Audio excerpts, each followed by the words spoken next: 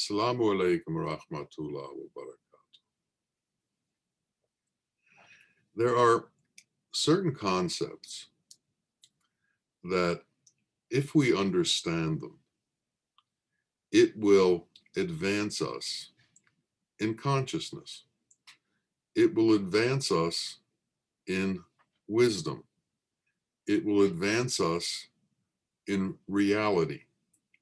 It will make us understand truth better. One of these is the understanding that God's kingdom, Allah's kingdom, is common property to everyone. In other words, everyone has an equal share in it. It's available to all, and it's available to all equally without exception. Now, this is quite different than the way we understand things in this illusory world. When the philosophers started writing about this world and the economic situation in this world, the main theme in the beginning was always that there was a scarcity of things, and there was competition among humanity to obtain these things that were scarce.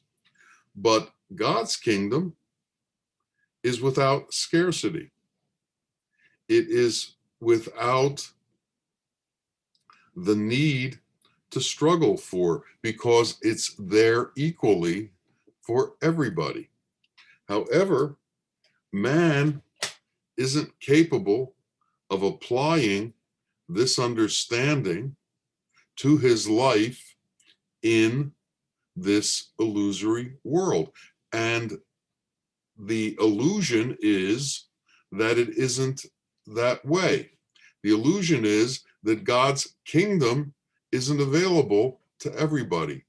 We live in that illusion. Religions live in that illusion.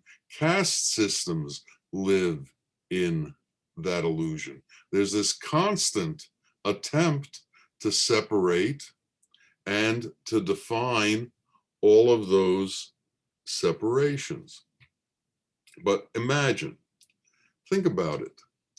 If we inherently understand that there is a commonality among all of us, and that Allah provides equally for all of us, and that when we move on in the trajectory of our existence from this illusory world to the world of reality, to the world of Haq, to the eternal world, and there is no shortage of anything, we would begin to live life in a different way. We would begin to live life in the way that the Kamal Sheikh, or the perfected Sheikh, or the perfected man lives life, without selfishness, without self-motive, without a constant need to aggrandize the self, because that commonality is understood. And when that commonality is understood, then the unity within all of existence is understood.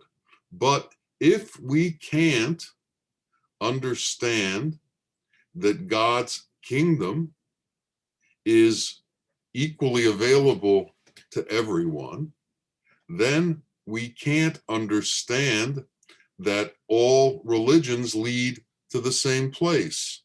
We can't understand that all belief leads to the same place, that there's one truth, one unity, and one God.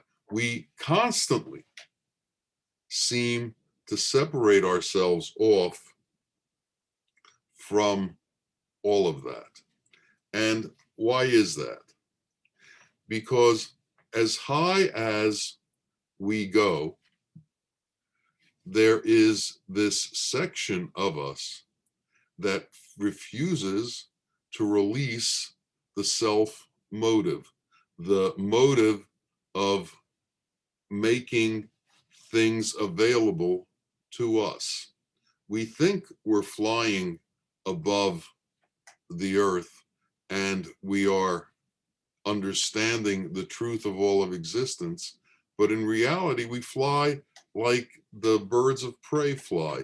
If you ever watch an eagle soar or a hawk soar, they look like they're flying and have somehow transcended the world. But in fact, the entire time that they're flying, their eye is on the earth. And then you will see at a certain time, their wings come in and they swoop down to catch whatever it is they've been eyeing from the sky. So when we are going through our life, we either understand the great principle of commonality or we do not. And if we do not, then we are constantly under the influence of self-motive and constantly in need and in a place of desire. Imagine if everything that you wanted was capable of being fulfilled. And imagine if there was enough for everybody without scarcity for anyone. Well, this is God's kingdom. In God's kingdom, that's how it is. But in this world, which is the training ground for God's kingdom, we have trouble accepting that paradigm. We have trouble accepting that that is, in fact, reality. It's difficult for man to understand what it would be like to be a light body, what it would be like to be without this physical form. But in order to understand the transcendence of things, we have to understand what it would be like to be a light body.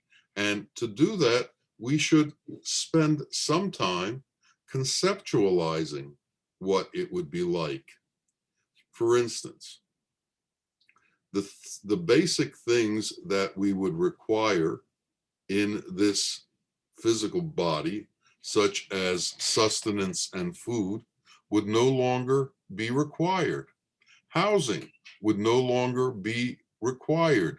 Funds, money, capital would no longer be required. Imagine a life without any of these necessities. Imagine a life where all of the things that we consider so incredibly important in this life no longer are important. As a matter of fact, they don't even exist. There's no necessity for them. There's an entire different way of seeing things.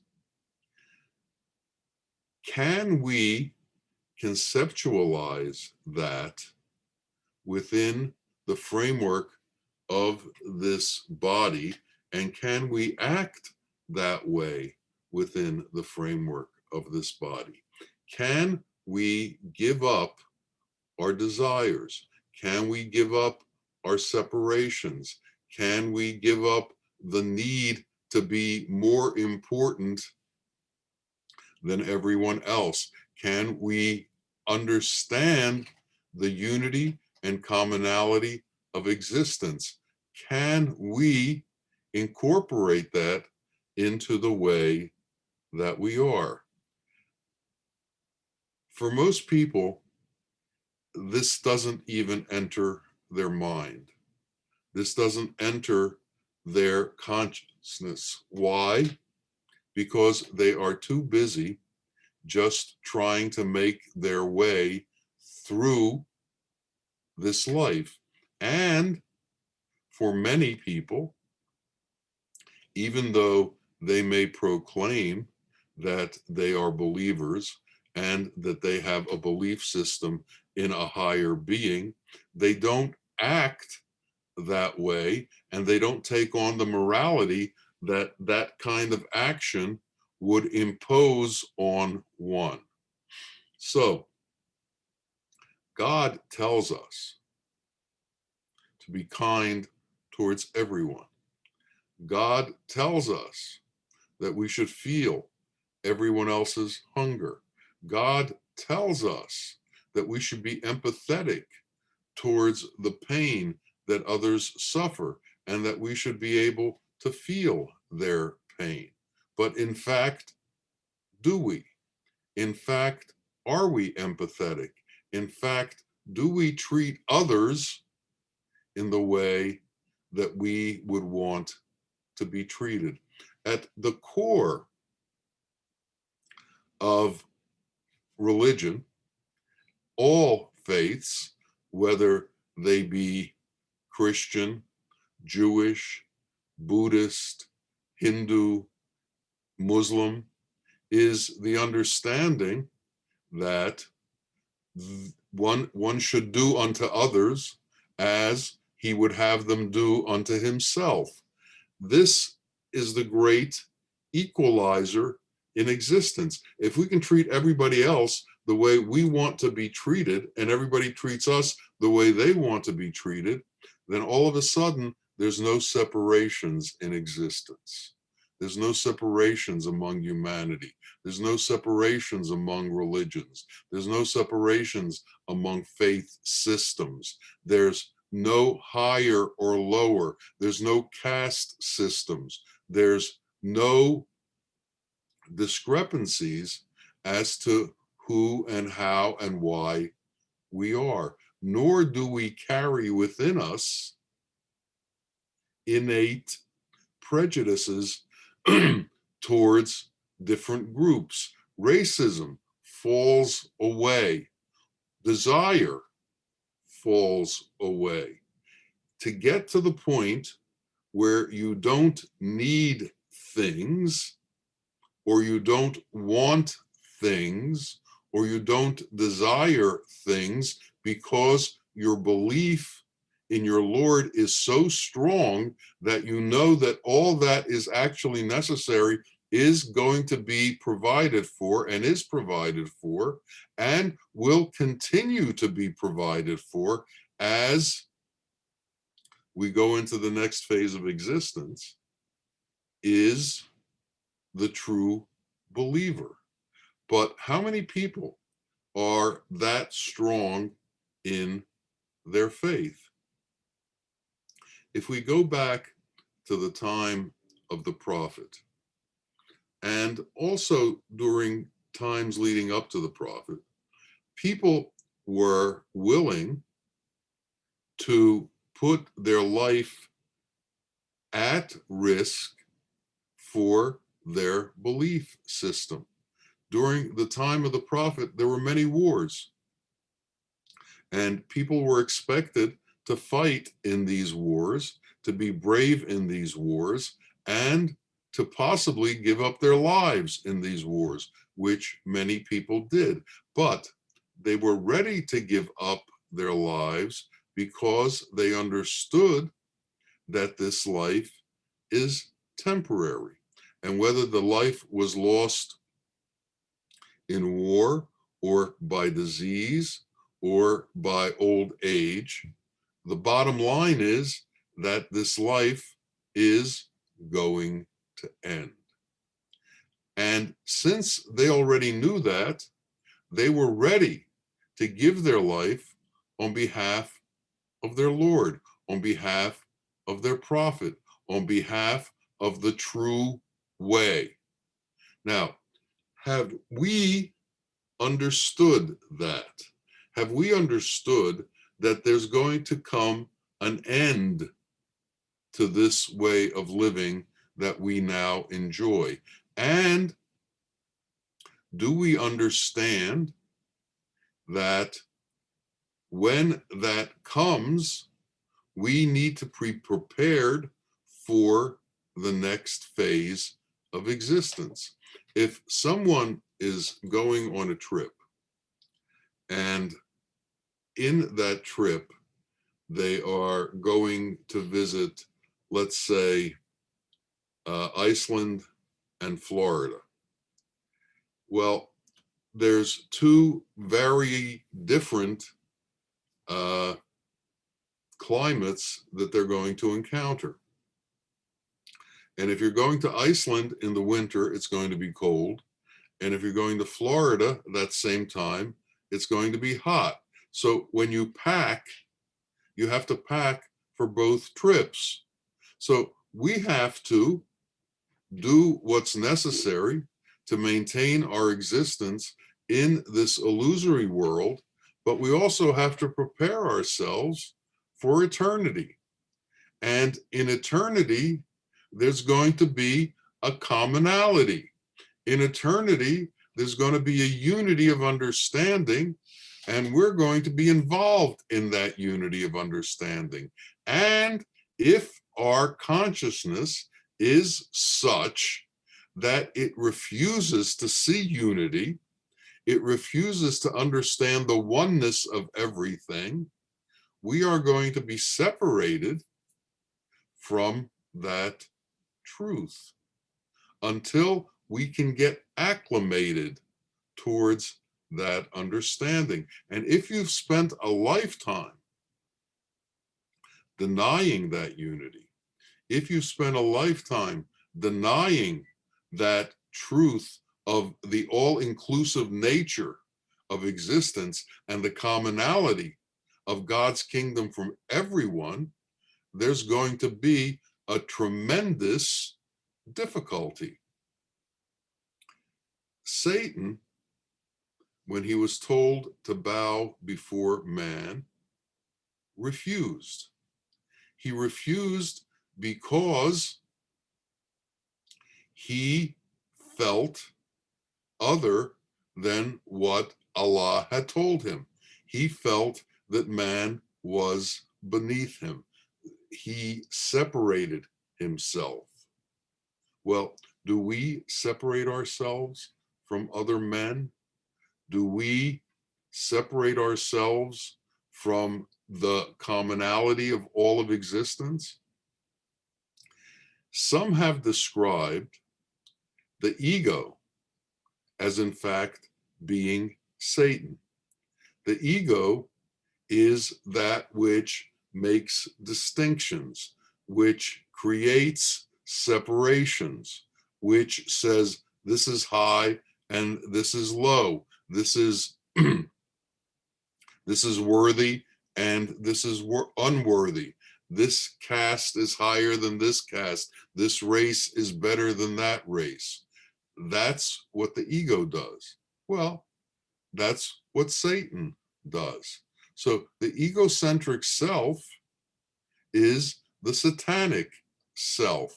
And can we, each of us, separate ourselves from the egocentric self, from the satanic self, and bring ourselves in to the truth, bring ourselves to the place where we do not choose to separate ourselves from everyone else. We stop with the various distinctions of high and low and race and religion, where we now are involved in an understanding that there is this immense unity between all mankind. One of the great lessons that was learned from being with the sheikh was the way that the sheikh acted towards the people who came to see him. And what you saw was that under all circumstances, his reaction was the same towards everybody, whether he had known them for years or had just met them. The amount of love that he gave was the same. There were no distinctions. And so the question that comes up and is often asked is, how do you get to that place of love? How do you get to that place of understanding? How do you become like that? And the Sheikh responded to those questions by saying, you don't do it by watching me.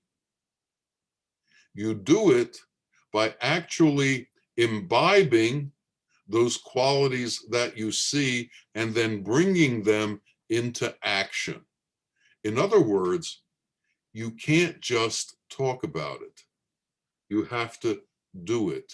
You have to be it. You have to bring forth the qualities that are truth into being in yourself. And as you act those qualities out, as they run through your system, as you become the one who does those things, then you begin to understand reality. So you can't just watch the sheikh. You can't just talk about the sheikh. You can't even say, I am the sheikh. You have to actually incorporate the qualities that the sheikh presents and bring them into action. And it is in that act of bringing these things into action that you become fulfilled in your consciousness as a true human being. This is the method, and this is the way. And so each of us needs to begin to act that way towards others. You know, think about how many people each of us interact with in our life. How many people will we meet in the next 3 or 4 weeks? 20? How many people will we have conversations with in the next year? 30, 40, 50, 100? Can we give each of them kindness? Can we give each of them love? Can we treat each of them as very important people? Can we treat each of them in the way we want to be treated ourselves? If we can do this, then we rise in the evolutionary scale of transcendence towards reality. If we can't, we decline on the satanic scale and we become a lower and lower being. We become animal-like as opposed to human-like. So if we are going to become humans, we have to know what human qualities are, and we have to incorporate human qualities into ourselves. And this is why God has sent prophets and ketubs and his friends to become manifest examples of truth in this world so that we can understand truth and move in the direction of truth, move in the direction of reality. And in being able to do that, we can transcend our own animal nature, our own animal inclinations, our own satanic and egocentric inclinations, and come to a place where reality exists. Now, as long as we are attempting to foster our own egocentric self and the importance of our egocentric self, we will find that there is no contentment in this world. There is no real happiness in this world. There is no real peace in this world because we are desire driven. And since things are constantly changing, we are constantly creating new desires and working to fulfill those new desires, a never-ending process, a never-ending toil, a never-ending task. And because it's never-ending, there is no peace. So the only way that we're going to find peace is to give up that process, to give up trying to fulfill our desires in this world. It's not going to work. It's not going to have a conclusion. Bawa used to say, all of the desires in the world can't be fulfilled. None of them can be fulfilled except one, and that's the desire to know God. And the desire to know God can be fulfilled when you begin to act with God's qualities and display them towards the rest of humanity.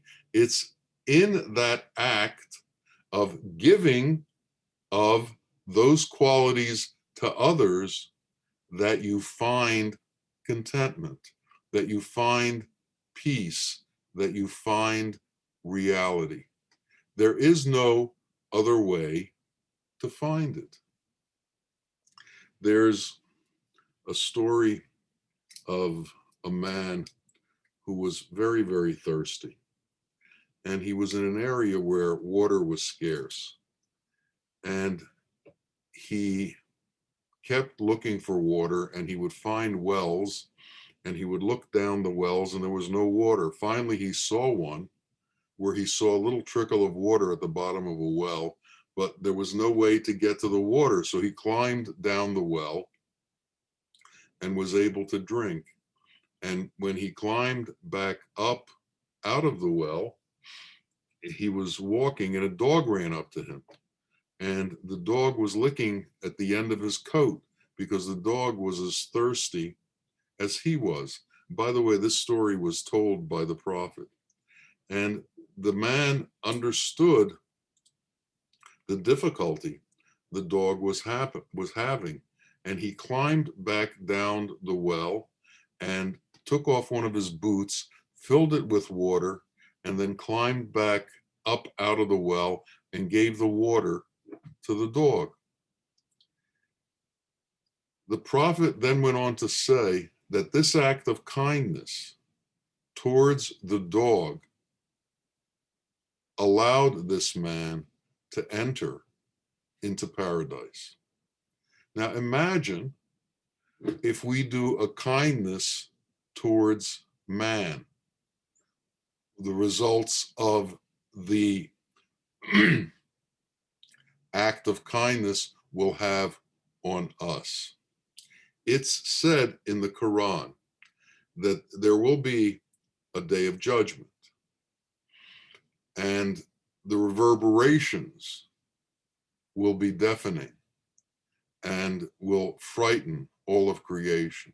However, for the ones who have understood reality and have brought themselves into that station of empathy with the rest of humanity and have given up their satanic self, the angels will come and take them and separate them from that final day so they won't even hear the sound of that day. They will be removed from it, and protected from it. So we should understand that in the nature of existence, there are protections for those who learn how to give up their satanic self. And those protections come directly from our Lord, and he sends his own angels in order to protect us on that final day of reckoning. A doctor was talking to his gardener, and the gardener believed in God, and the doctor didn't. And the doctor said to the gardener, you know, I've cut open 1,000 hearts, but I've never seen a soul. And the gardener said to him, in planting daffodil bulbs, I cut them open and I've never seen a daffodil. Yet we all know that when you plant the bulb and you water it correctly, something grows. And it's the same with our hearts. If we plant correctly, if we water correctly, if we care correctly, there will be a blossoming within us. And that blossoming will bring us to that point of reality and that point of cognizance. We'll be able to see what's truly within that heart and what's truly the truth of existence. This is our work. This is why we were placed here. This was the initial intention at the time of creation. Allah wanted to create a being that he could commune with, that he could know, and that could know him. Now, understand what that knowing means. Unless you are God-like, how can you know God? Unless you are truth, how can you know truth? Unless you are just, how can you know justice? Unless you are merciful, how can you know mercy? Unless you are compassionate, how can you know compassion? Unless you are godlike, how can you know God? So for us to fulfill the intention of creation, we need to become God-like. We need to incorporate within us the qualities that are the truth, the qualities that come from our Creator, that he intends for us to incorporate within ourselves. That's why all the prophets were sent. That's why we were given all of these examples of men who've finally understood the truth. That's why the scriptures explain this phenomenon of man becoming God-like. And this is our work. Everything else is secondary. And what's happened is all that is secondary has become the most important thing in our life. And the reality of the most important thing in our life has been forgotten. And we've forgotten the true purpose of existence. The true purpose of existence has been replaced by entertainment, by wealth, by fame, by power, by all of the peripherals that Satan has brought into this world.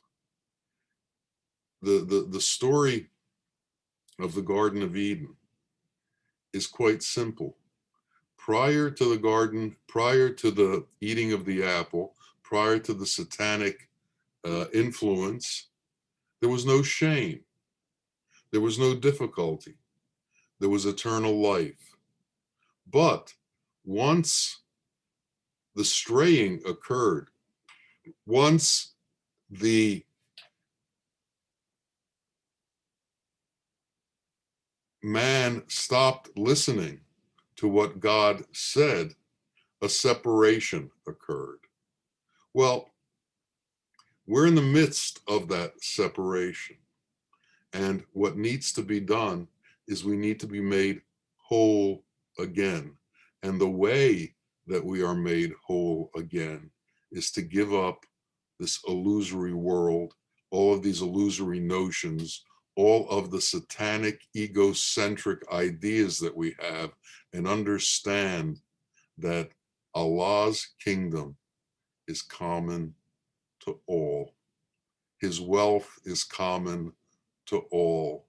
And we need to be able to understand that and to take on the qualities of unity and the qualities of empathy and the qualities of being able to share with everyone without seeing differences. This is not easy because the world and illusion are constantly telling you this isn't the way it is. But in truth, it is the way it is. And we've all seen examples of it. And we all know that when we reach that state, when we're in that place of contentment, it's because we've given up all the differences.